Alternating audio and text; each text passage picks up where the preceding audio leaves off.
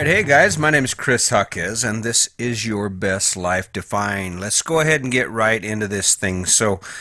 I have a lot of belief in energy and the universe handing us the things we need. And this morning was a prime example of this. This is the second take on this podcast because after yesterday, I listened to everything I'd done, and I just didn't think I was putting my best foot forward. So I get up this morning and I'm thinking about redoing this podcast and about this conversation we're getting ready to have. And, it's about being broken. And I believe that none of us come out of our childhood or manage to get through our life without some sort of underlying damage occurring. And usually I think, having understood it as much as I do now, that it comes from shame. I think there's a lot of shame. We experience a lot of shame in our lives, and that influences us to make decisions. And it was really ironic because I'm getting ready to do this podcast this morning, and I'm sitting here and I'm doing my thing, working on some stuff, and my wife makes a comment with regard to something in the RV,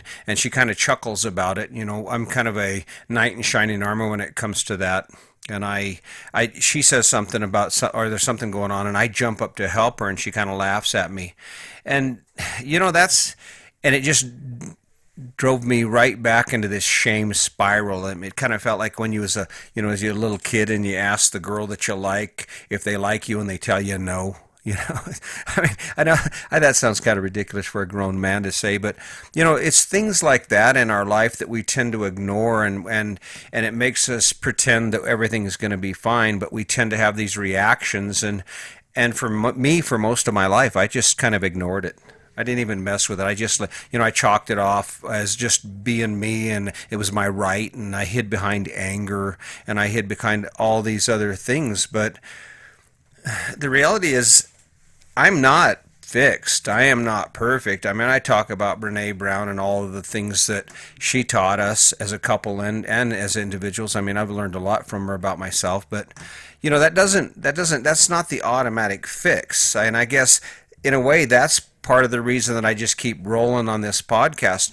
There's not going to be a single podcast that I do or anything I say to you that's going to instantly make your life just go from where it is now to an amazing adventure. And I know that's what we all want, but it's not necessarily what we want. It's what we are expected to present. I mean, think about social media.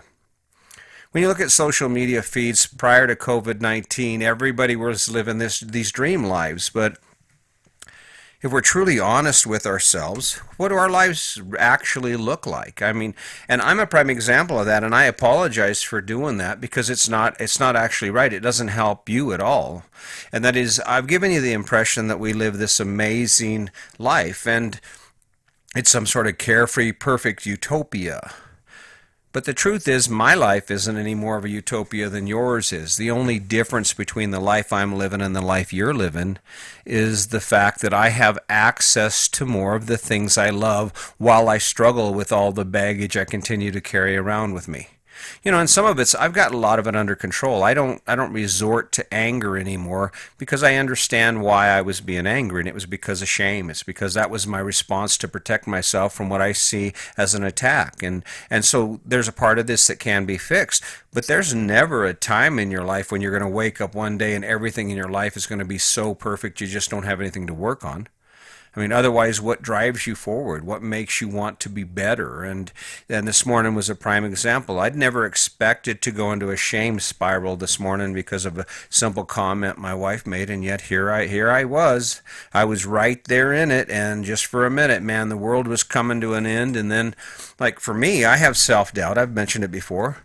I don't face this public display, going out and putting my stuff out there on social media and on the internet without some apprehension, some fear. And there's people that are thinking I'm just a joke, and it's just this weird thing that we pick up as kids. And so if you think for 1 minute that my life is perfect, no, it's not. Let's talk about some of the things in my life that aren't actually perfect. I live in a trailer house, and cut and dried, it's a trailer house. Now, it's a nice home, and it serves our purpose. As I continue to say, this is a launch pad. It allows us to live the life we live from our own home, and no matter where we are, our home is with us, and that's really awesome when it comes down to it. But I it's difficult. You come through a big city and you're dealing with heavy traffic and inconsiderate drivers, and you have your entire life with you hooked to the back of your truck. That's some stressful stuff. And if you think it's not, then you should try it sometime. And I get it. There's a pressure on us to be perfect. I mean, to be the most beautiful and in shape, and our lives are based on comparisons. But I look at it. That's actually tragic, because by making comparisons to others and setting our own bar by that of those around us, we kind of miss out on a prime opportunity. We miss out on that opportunity to become our best selves.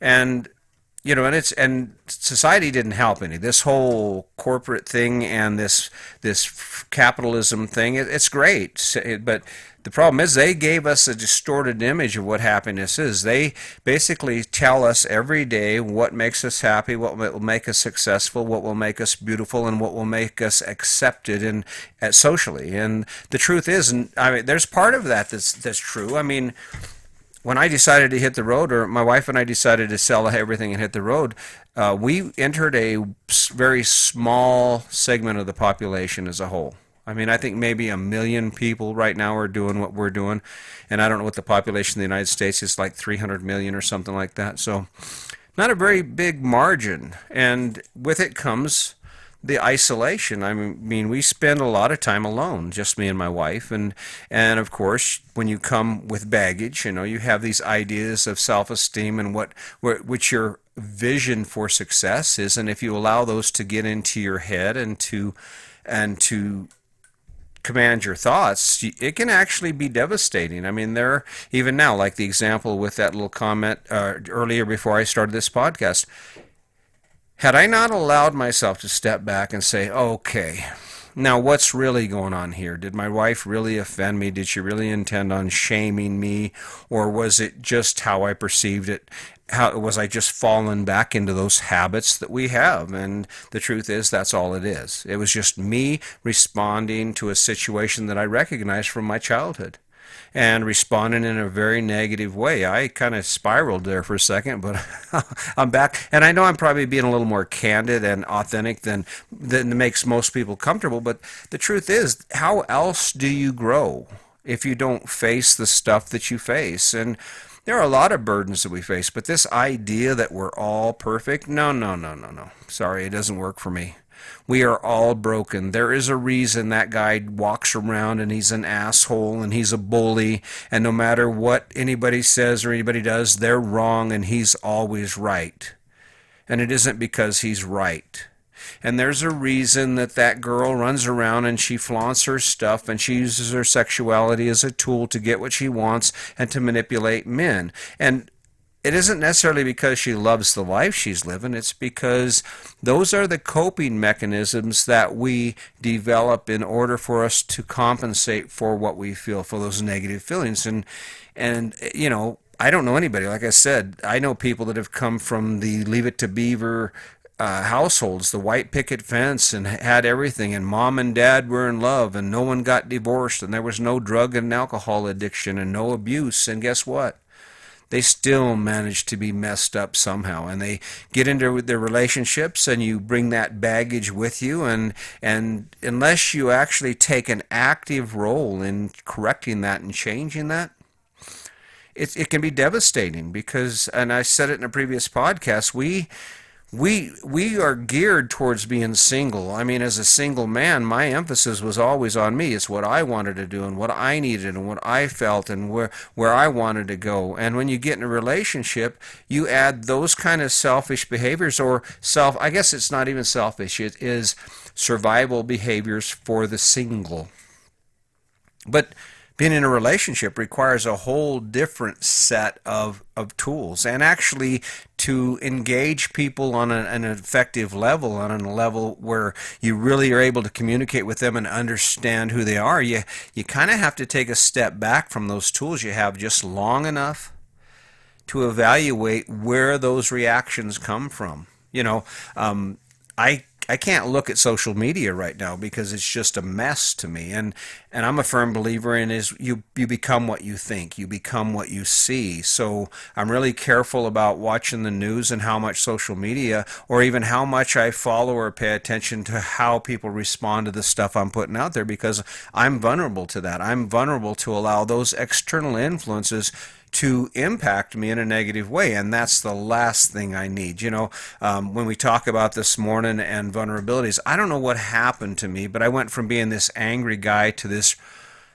maybe overly sensitive guy because I'm sitting here watching the news, and I watch the news not for what's going on with COVID-19, but at the end of the newscast or broadcast every morning, they give a list and they introduce me to people who have passed because of COVID-19 and their life stories. And maybe it's because of my connection with my own mortality, or I don't know what it is, but these people, this really impacts me. It did impact me. And I'm sitting in my chair and I'm looking at the television and looking at all the families and thinking about the families and friends of those people who have died, and it just rips your heart out. And so maybe in a way, like I said, the energy's on my side, but I definitely came to this fully ready to talk about how broken I am. And this is just the tip of the iceberg. And this amazing life, yes, it is amazing. And I guess the best part of it is, when I'm out traveling and I've got things in front of me that I want to do, I think it's really important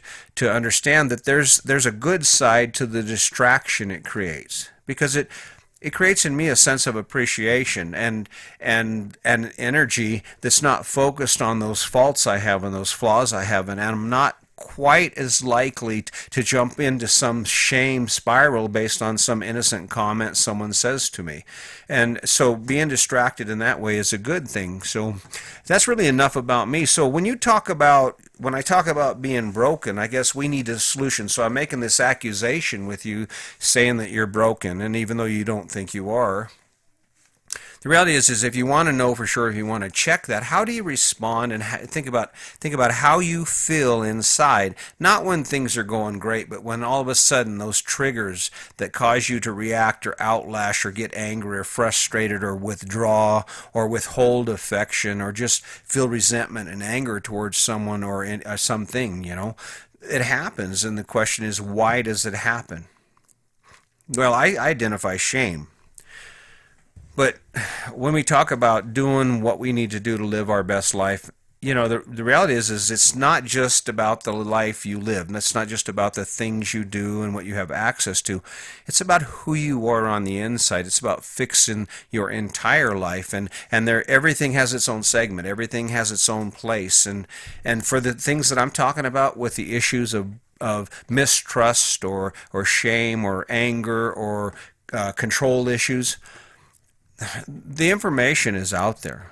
I mean, there is a way to get past that, and it isn't about you being defective or anything, because we all have it. And that was the other thing I faced was my wife used to approach me about going to counseling, and I was just sure that if we went to counseling, she'd discover just how much of an idiot I really was and how much of an asshole I was, and she would leave my butt. And I didn't do it, but that was an unreasonable fear, and actually, if you look at it from the perspective of living your best life, had that actually occurred, that would probably have been the thing that needed to occur for me to grow into the person I need to be and to live the life that I need to live. Now, so when you think about what you're going through and you think about those issues you have, whether you're battling with self-esteem or you're battling to follow through on your goals, or your relationship isn't where you want it, or maybe you're struggling with weight or you're struggling with finances, when you feel those triggers being tricked or being tripped, that's an opportunity for you to say, okay, why is that happening? Is it just because she pisses me off and she's so damn stupid? Or is it because that's the perception I get, or that's my defense because I feel shame or I feel vulnerable and I don't like that feeling? And to be honest with you, it's only when we come to grips with our internal selves that we are able to live the fullest life possible and the best life possible. Now, that's just my opinion. Someone might argue with that, say, oh no, you can have a great life and still be all jacked up inside. And I suppose you can if you want to pretend. I mean, we've seen pretenders. There are pretenders on social media all day long. Look at these. Look at these posts from a year ago before COVID-19. Everybody's life is amazing, but no one is talking about issues like alcohol abuse. And uh, alcohol's an issue.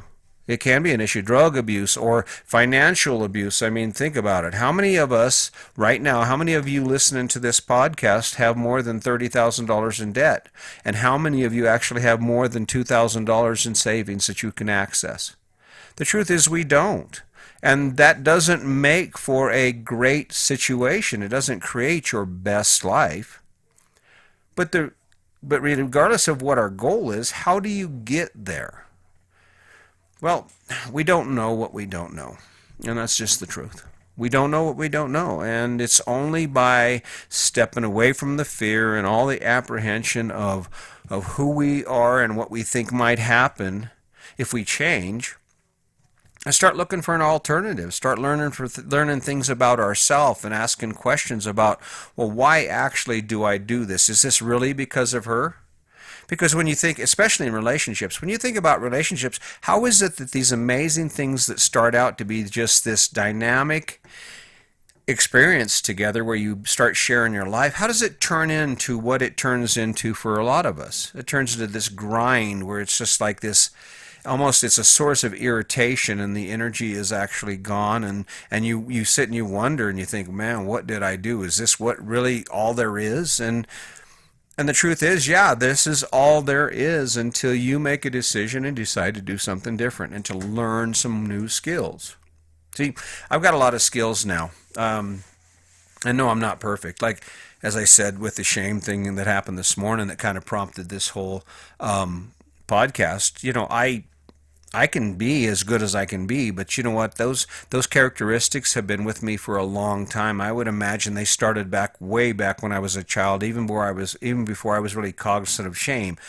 So it's not uncommon for us to slip back into those modes, especially when they're so deeply ingrained. I have a lot of history with shame. And that's fine, because look what happened in my case. I come out here after having that issue and I realized, you know what, that was stupid. How am I allowing myself to fall back into that same cycle that I fell back into every time I felt that way? The only difference is that I didn't get angry. Instead of me covering up that shame with anger and lashing out at my wife, I just took on the full load of shame and walked away. And, maybe too much information, I don't know.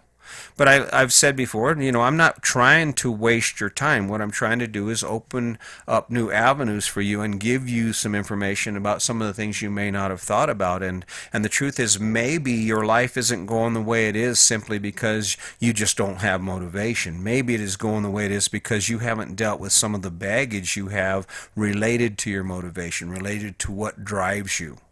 I know for a fact that the things I do are motivated by my inadequacy, by the feeling that if I had only been told I could do more. That's why I can't stop. That, and the other thing is that I've just got this thing where no matter what I know, there is still so damn much that I don't know. There are so many things I have no idea about, and I'm just not going to stop, because there's going to be a day when my life stops, whether I'm ready or not.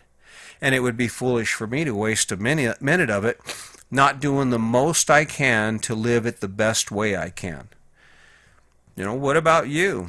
What is your baggage? Where are your battles and where are your hurdles? What are those things, those situations that you just hate because every time you get into them, they always end up the same way, and you end up feeling the same way? Oftentimes, if it has a negative impact on you, it has a negative impact on your life and the people around you, and those are indicators that there's some sort of underlying issue. No one lives a perfect life, and if they do, and if they are trying to tell the world they do, they're wrong, because it's just simply not true. I mean, are there people that are very well adapted and we're just kind of molded? I don't know. I suppose there probably is, but I've never really met one. So, good thing. Good thing I got my butt kicked this morning, first thing, emotionally. It kind of got set up the tone for this here podcast and kind of got my head right. I don't feel like I'm blowing smoke. This is real. And this is part of that cycle of living your best life. It comes down to, why am I doing what I'm doing, and does it impact my life positively or negatively? How does your life feel, man? I mean, it sucked. I was right there, man. I was ashamed. I felt like I was standing naked in a stadium full of people. And why? Well, my history, my childhood, my early years married, and even things that occur now tend to make me feel that way. But and the biggest problem that we face with that, or one of the biggest problems anyway, because there's several, is that it will freeze us. Like, my tendency when I feel shame is to run. I just want to abandon everything I'm doing and just go as far and as fast as I can. Well, that would include a situation like this where I'm doing a podcast. And guess what? Instead of me running and saying, screw it, I suck, and yeah, she's right, and allowing those old ingrained responses to shame affect me, guess where I am? Sitting right here sharing this story with you. Maybe it's too much, maybe it's not, but the reality is that I wake up every day, and if there isn't anything, if I don't get anything done right, what I really want to do is I want to make an impact in your life, because that's my legacy. I mean, when you think about it, the only thing that matters and the only thing you'll ever be remembered for is the impact you have on the lives of those around you. I mean, think about the asshole that used to be in your life, the cousin or uncle or whoever it was. He's just that terrible person in your life. You remember him, and you don't remember him because he had a bunch of money or he didn't have a bunch of money. You remember him because he was an asshole. And I spent a lot of time being that guy, and I am doing everything I can to change that. Why? I don't know. I think we all got to be about something, and we all have to find something that drives us forward, but it all starts with looking at our lives and saying, am I really living my best life? And if I'm not, what can I do to achieve that? And when it comes to our brokenness, our internal damage that we get from growing up and from the life that we've lived thus far, the only thing we can do is take a look at it and educate ourselves and learn what we don't know about why we would do what we do. And it doesn't happen overnight. My wife and I lucked out. We ended up running into Brene Brown with her book, The Power of Vulnerability, and then we turned around and we ended up meeting Brenda Baker, a psychologist out of Pueblo, Colorado, who has a whole different concept than Brene does about wholeness and about mental health and about where we are and how to live our best life. And then it's just kind of fallen into it. And just in case you don't realize it, this is therapy for me. It's therapy for me in the way that it gives me a chance to say the stuff I need to say and to actually truly evaluate what I'm doing and what I'm saying, and if the things I'm saying are just simply bullshit, or how I'm applying these things in my life. And you kind of see it right now, because like I said, just before I started this podcast, I was in a pretty deep pit just for a minute because of something that's happened in the past. Not because of anything my wife did or anything I did per se. It's just the triggers. So anyway, just to remind you, in case you got someone who says, "Oh, there's nothing, I'm perfect, there's nothing wrong with me," yeah, chances are they're broken too. So, just something to think about as you go through your day. Make sure that you give a consideration to why you respond the way you do and why you feel the way you do in certain situations, and start asking yourself if it's the way you want to feel.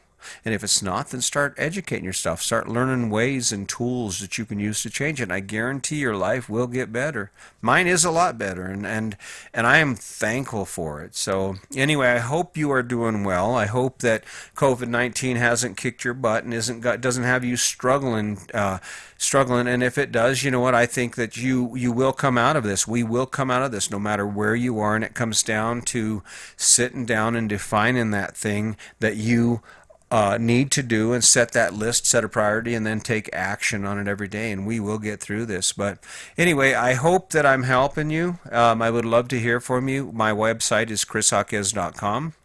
I am also on social media. I'm being hosted right now on this podcast through Podbean. Eventually, I will do my own domain, and it'll be connected directly to my website. But for now, shoot me an email, shoot me an instant message if you'd like to chat, if you have questions or you need some help with something, or if you have an idea about a podcast, something you'd like to hear me speak on. Because I'm going to tell you right now, if you throw a question out there to me, I don't think you're going to stump me unless it's a technical question about how to build a rocket relationship or something like that. But as far as issues related to living your best life, I bet no matter what you present to me, I can give you a solution that will work for you if you just apply it and take action on it. So that's my promise to you, because you know what? I'm doing this for me, but I'm also doing it for you. So until next time, just remember, today's your day.